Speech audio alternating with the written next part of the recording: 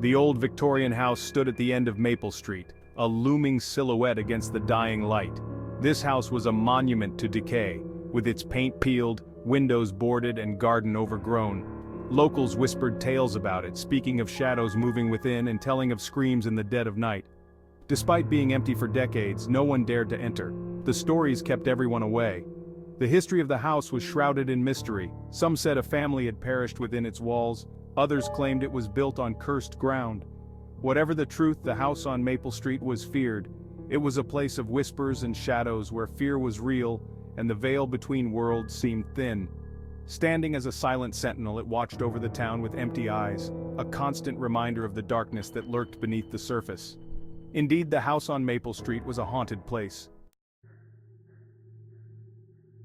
The group of friends stood at the edge of the property, young and restless, drawn to the forbidden. The old house called to them, whispering promises of adventure and danger. There was Liam, the bold one, who dared his friends to enter.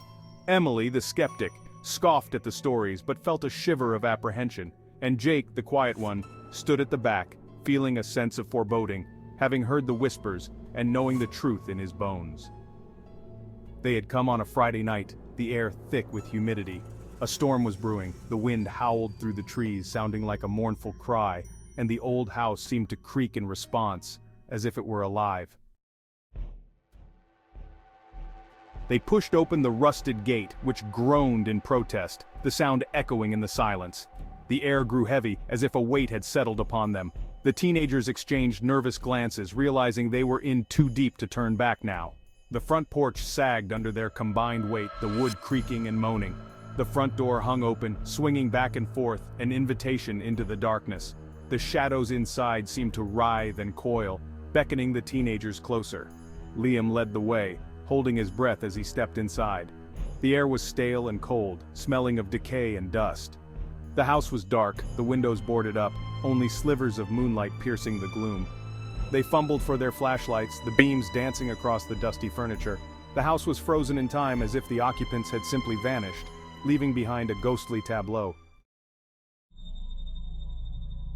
They moved deeper into the house, each room like a scene from a nightmare. Cobwebs hung from every corner, dust lay thick upon every surface. The air grew colder, the teenagers could feel their breath forming clouds in the stillness. They reached the top of the stairs, the floorboards groaning under their weight. The hallway stretched before them, dark and menacing. The shadows seemed to deepen, feeling like eyes watching their every move. Liam pointed his flashlight towards the end of the hall, where a door was slightly ajar. A pale, ethereal light emanating from the gap, pulsing faintly. It was like a beacon in the darkness, drawing the teenagers towards it. They approached cautiously, their hearts pounding in their chests, hearing their own blood rushing in their ears. The closer they got, the colder it became, the air thick, hard to breathe. They reached the door. Liam pushed it open slowly. The room inside was a child's nursery. A rocking horse stood frozen in mid-rock. A doll lay discarded on the floor. The pale light was coming from a music box on a shelf. It was open. Its haunting melody filled the room. Emily gasped. She pointed to the wall. There, scrawled in what looked like blood, was a message. "Beware the night," it read. "Beware the darkness." The message sent shivers down their spines. It was a warning from beyond the grave. Suddenly the music box stopped. The room was plunged into darkness. The teenagers froze. They listened intently. They could hear the sound of their own breathing. They could hear the beating of their own hearts. Then they heard it, a low, guttural growl. It seemed to come from the walls themselves. The house was alive. It was angry that they were there. The growl grew louder. It echoed through the house. It shook the very foundations. The teenagers huddled together. They were paralyzed with fear. They had stumbled into something truly terrifying. They were trapped with it. Then, as quickly as it began, the growling stopped. The silence was deafening. It was broken only by the sound of their ragged breathing. They waited, holding their breath, for what seemed like an eternity. A cold spot settled over them. The temperature plummeted. The air grew heavy. It was difficult to breathe. They could feel a presence in the room with them. It was unseen but palpable. It was cold and menacing. A faint ethereal glow began to emanate from the center of the room. It pulsed and swirled. It took on a shape, it was a figure, it was humanoid but distorted. It was a ghastly apparition. The teenagers screamed, they turned and ran, they scrambled out of the room, they stumbled and fell in their haste to escape. The ghostly figure did not pursue them. It remained in the nursery. It watched them flee. They raced through the house. They didn't care where they were going, they just needed to get out. The house seemed to mock their fear. The floorboards creaked and groaned beneath their feet. The shadows seemed to reach out for them. They burst out of the front door and into the night. They didn't stop running until they were far away from the house. They collapsed on the ground. They gasped for breath. They were safe for now. They looked back at the house. It stood silhouetted against the moonlit sky. It looked peaceful. It looked innocent. But they knew the truth. They had seen the darkness that lurked within its walls.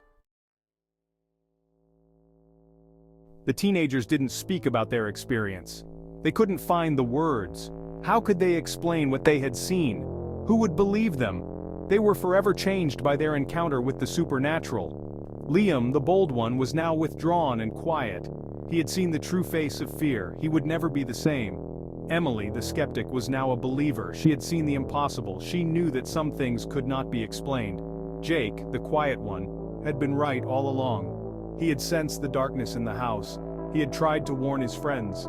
Now he carried the weight of their shared experience.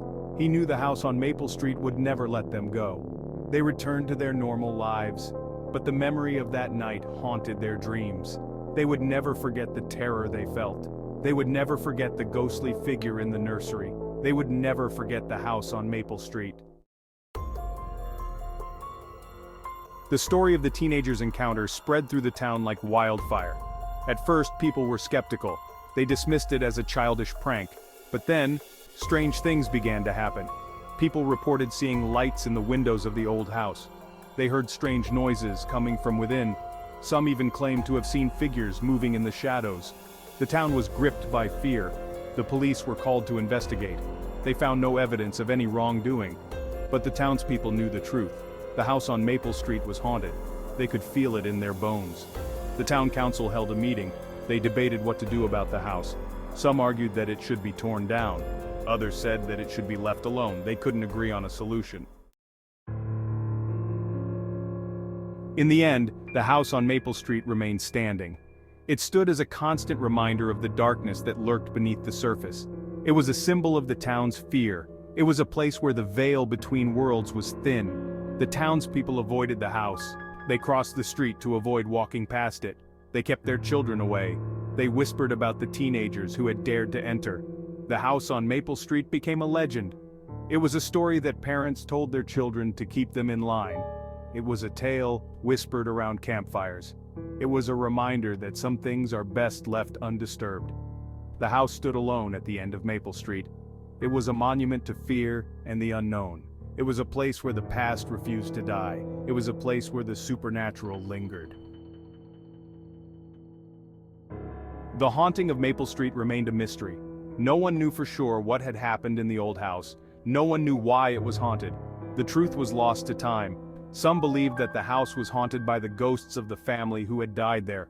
Others believed that it was built on cursed ground. Still, others believed that it was a portal to another dimension. Whatever the truth, the house on Maple Street remained a place of fear and mystery. It was a place where the veil between worlds was thin. It was a place where the supernatural lingered. It was a place where anything was possible.